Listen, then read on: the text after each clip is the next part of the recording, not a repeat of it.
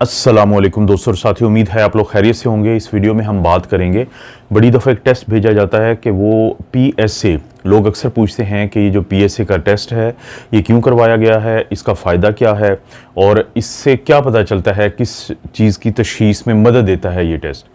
PSA का मतलब है प्रोस्टेट स्पेसिफिक एंटीजन। दोस्तों को पता है कि एंटीजन का मतलब होता है कि प्रोटीन, यानी ये एक प्रोटीन है और ये मखसूस किस चीज़ के लिए है, प्रोस्टेट स्पेसिफिक। इसका मतलब है कि ये प्रोस्टेट से के लिए एक मखसूस प्रोटीन है जिसके लेवल को चेक किया जाता है जिस्म में और फिर ये पता चलाया जाता है कि इंसान को कौन सी बीमारी हो सकती है।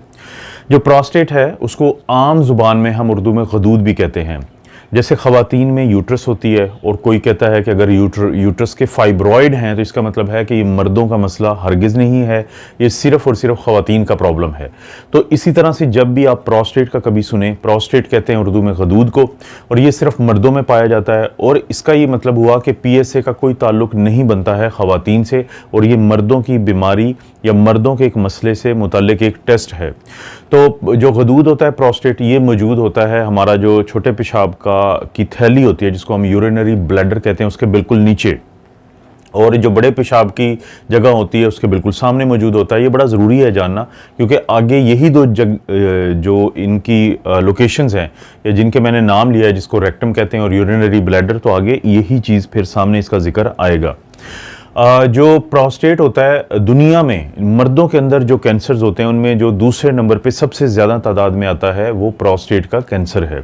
इसी तरह से बदकिस्मती से जो अमवात होती हैं कैंसर की वजह से पूरी दुनिया में, उनमें 5वें नंबर पे जो है वो प्रोस्टेट के कैंसर का नंबर आता है। ये इसलिए ज़रूरी है दोस्तों कि जो PSA यानी प्रोस्टेट स्पेसिफिक एंटीजन है, ये बताता है प्रोस्टेट या इस गदूद के कैंसर के बारे में। और 90 से 95% जो कैंसर की एक टाइप होती है जिसको हम कहते हैं एसिनार एडिनोकार्सिनोमा,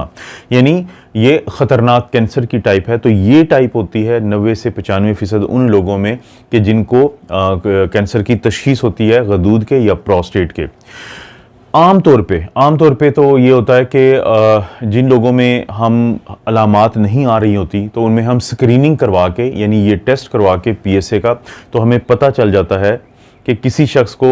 गदूद का कैंसर है या नहीं है। अगरचे कोई एक ख़ास वैल्यू तो आप नहीं कह सकते कि जो आपको ये बताएगी कि ये गदूद का कैंसर है, लेकिन होता यह है कि जो 1 नैनोग्राम पर ml, अगर इससे किसी का लेवल प्रोस्टेट का PSA का, जो ये एंटीजन है प्रोस्टेट का PSA, वो 1 से कम है तो तकरीबन 8% चांसेस होते हैं कि किसी शख्स को प्रोस्टेट का कैंसर हो सकता है। लेकिन अगर किसी का 4 से 10 नैनोग्राम पर ml का लेवल है PSA का, तो 25% चांसेस होते हैं कि उस शख्स को प्रोस्टेट का कैंसर हो। और अगर किसी में 10 नैनोग्राम पर ml से ज़्यादा की वैल्यू आती है या इस टेस्ट का रिज़ल्ट आता है, तो फिर 50% या उससे ज़्यादा चांसेस होते हैं कि उस शख्स को, उस मर्द को प्रोस्टेट का कैंसर हो सकता है। आमतौर पे 40 साल से नीचे प्रोस्टेट का कैंसर कम रहा है, लेकिन गुज़िश्ता कुछ सालों में देखा गया कि कुछ जवान भी होते हैं कि जिनमें प्रोस्टेट का कैंसर होता है, लेकिन अमूमी तौर पे 40 से लेके 65 साल की उम्र के जो मर्द होते हैं उनके अंदर ज़्यादा चांसेस होते हैं कि आपको PSA का लेवल बढ़ा हुआ मिलेगा और खुदा न खास्ता इन लोगों में तशख़ीस भी हो जाती है कैंसर की, जो कि प्रोस्टेट यानी गदूद का होता है।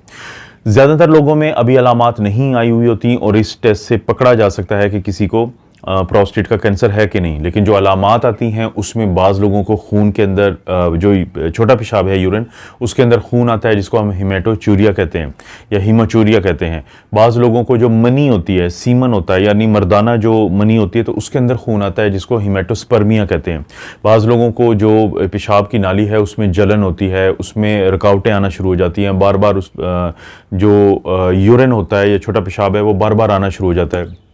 बाज़ लोगों में मर्दाना कमज़ोरी शुरू हो जाती है और बाज़ लोगों में जो पेशाब होता है वो बिल्कुल रुक जाता है और उसमें मुकम्मल तौर पे रुकावट आ जाती है। ये आम तौर पे इब्तदाई अलामात हो सकती हैं, लेकिन अगर किसी में पता ना चले और उसको काफ़ी लेट जाके तशख़ीस हो तो फिर कहा यह जाता है कि ये जो प्रोस्टेट का कैंसर है इसके फैलने से भी कुछ अलामात आती हैं। वो कौन सी अलामात होती हैं? वो हड्डियों में दर्द, ख़ास तौर पे कमर के नीचे का जो हिस्सा होता है उसमें बहुत ज़्यादा दर्द हो सकता है। इसके अलावा जिस्म में बाज़ जगहों पे जो गदूद होते हैं वो बढ़ना शुरू हो जाते हैं। जाते हैं, जिसको हम लिम्फ एडिनोपैथी कहते हैं या एडिनोपैथी कहते हैं। और बाज़ तो लोगों की जो टांगें हैं वो या सूजना शुरू हो जाती हैं या उनमें क्लॉटिंग यानी डीप वीनस थ्रोम्बोसिस का मसला बनना शुरू हो जाता है। और जो बाज़ लोग होते हैं उनके अंदर क्योंकि ये फैल रहा होता है तो जिस्म के मुख्तलिफ हिस्सों में उन लोगों को फिर दर्द के साथ साथ उनको जिस्म में बहुत ज़्यादा कमज़ोरी शुरू हो जाती है, जिसको हम कैंसर कैक्सिया कहते हैं। यानी किसी को खुदा न खास्ता कोई भी कैंसर हो तो उसकी जो हालत होती है वो ऐसी हो जाती है कि वो जो भी खाता है इसके बावजूद उसका वज़न बहुत ज़्यादा कम होना शुरू हो जाता है, क्योंकि कहीं भी अगर जिस्म में कैंसर हो तो कैंसर के सेल इतने ज़्यादा जिस्म की एनर्जी को खा जाते हैं, क्योंकि वो बहुत तेज़ी से तकसीम दर तकसीम हो रहे होते हैं, कि जिसकी वजह से जो आम एनर्जी होती है जिस्म के लिए, बाकी औज़ा के लिए, बाकी ऑर्गन्स के लिए, मसल्स के लिए, तो वो नहीं बन पाती। तो ये लोग बिल्कुल अपना इनका वज़न जो है वो बहुत ज़्यादा कम हो जाता है, जिसे कैंसर की कैक्सिया कहते हैं।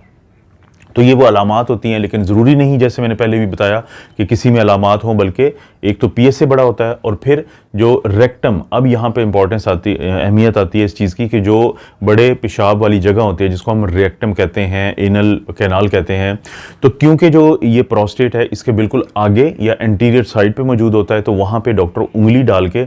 फिर अच्छे तरीके से ये जो प्रोस्टेट है इसका मुआयना करता है। और ये अमल आमतौर पे बार बार दोहराया भी जाता है हर कुछ अरसे के बाद, ताकि अगर प्रोस्टेट की साख्त में कोई तब्दीली आती है तो वो जो ये मुआयना कर रहा है, इस मुआयने को हम कहते हैं DRE यानी डिजिटल रेक्टल एग्जामिनेशन। तो किसी हद तक मदद मिलती है डॉक्टर को ये जांचने में कि क्या वो शख्स जिसको खुदा न खास्ता गदूद का कैंसर हो रहा है तो उसकी साख्त तो तब्दील नहीं हो रही प्रोस्टेट की। तो DRE और प्रोस्टेट स्पेसिफिक एंटीजन, और अगर एक दफ़ा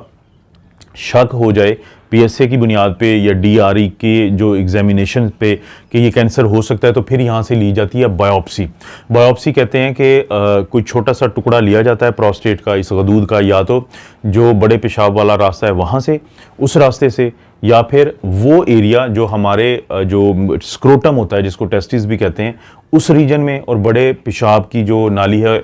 वहाँ के दरमियान का जो एरिया होता है उसको हम पेरिनियम कहते हैं। तो वहाँ से नीडल जो है इंसर्ट की जाती है, अल्ट्रासाउंड की मदद से ये किया जाता है, और फिर वहाँ से मवाद लिया जाता है जिसको हम बायोप्सी कहते हैं। और बायोप्सी कन्फर्म कर देती है, बता देती है कि किसी को कैंसर है या नहीं है और किस टाइप का है।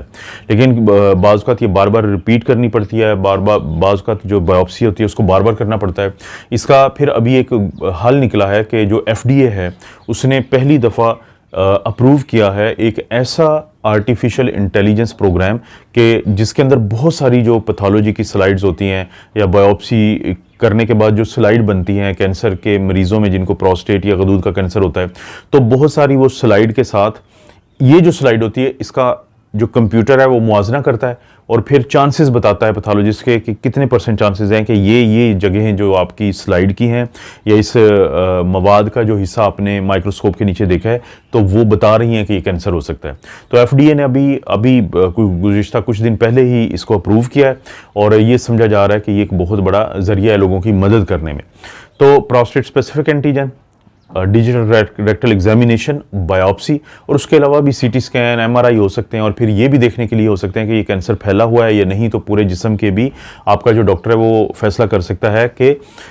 जो CT स्कैन करवाना है आपके लंग्स का, आपके पेट का, आपकी हड्डियों का एक स्कैन होता है जिसको हम बोन स्कैन कहते हैं, या फिर दिमाग का MRI या CT स्कैन करवाना है ये देखने के लिए कि कहीं कैंसर खुदा न खास्ता फैला तो नहीं हुआ जिसको हम मेटास्टेटिक कैंसर कहते हैं। तो जब एक दफ़ा ये तशख़ीस हो जाती है और यहाँ पे आपको अब रोल पता चल चुका है कि प्रोस्टेट स्पेसिफिक एंटीजन का क्या है, तो फिर डॉक्टर्स के पास कुछ ऑप्शन होते हैं कि या तो वो मरीज़ को देखते रहते हैं कि इसमें किस हद तक तब्दीलियाँ आ रही होती हैं और बार बार फिर ये PSA का लेवल चेक करवाते हैं और डिजिटल रेक्टल एग्जामिनेशन करते हैं और बायोप्सी भी बाज़ का रिपीट करनी पड़ती है। लेकिन अगर उनको लगे कि नहीं ये कैंसर जो है ख़तरनाक है तो वो फिर सर्जरी करते हैं जिसको हम रेडिकल प्रोस्टेटेक्टमी कहते हैं। यानी प्रोस्टेटेक्टमी का मतलब है कि प्रोस्टेट का काफ़ी वो हिस्सा जो मुतासर होता है उसको निकाल दिया जाता है और अगर कोई लिम्फ नोड यानी छोटे छोटे जो गदूद होते हैं वो भी अगर ख़राब हो तो उनको भी निकाल दिया जाता है। और इसके अलावा अगर ये ना फैला हो तो फिर साथ रेडिएशन यानी शुआएं की जाती हैं ताकि इसकी जो जड़ें होती हैं उनको भी ख़त्म किया जा सके। लेकिन वो लोग जिनमें ये फैला हुआ होता है कैंसर तो फिर उसके बाद कीमोथेरेपी करते हैं। एक अमल होता है जिसको हम कैस्ट्रेशन कहते हैं। कैस्ट्रेशन होता है कि इंसान का जो मर्दाना हार्मोन है टेस्टोस्टेरोन उसको जिस्म में कम से कम किया जा सके ताकि ये जहाँ पे भी इसके ज़रात पड़े हों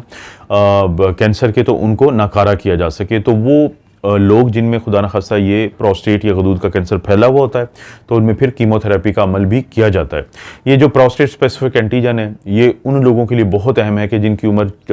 40-45 साल से लेकर 65 साल तक है, और उसके अलावा अगर किसी में कोई अलामात आती हैं पेशाब वाली, तो जिसमें बाज़ का तो गदूद वैसे भी बड़ा होता है जिसको हम BPH कहते हैं, बिनाइन प्रोस्टेटिक हाइपर प्लेजिया कहते हैं, तो इस पर भी मैं वीडियोस बना चुका हूं। तो उनमें आपका डॉक्टर आपका PSA का लेवल, यानी मर्दों में ना ख़वातीन में नहीं, तो मर्दों में ये PSA का लेवल चेक करवाता है, और ये है इसकी वो इम्पोर्टेंस।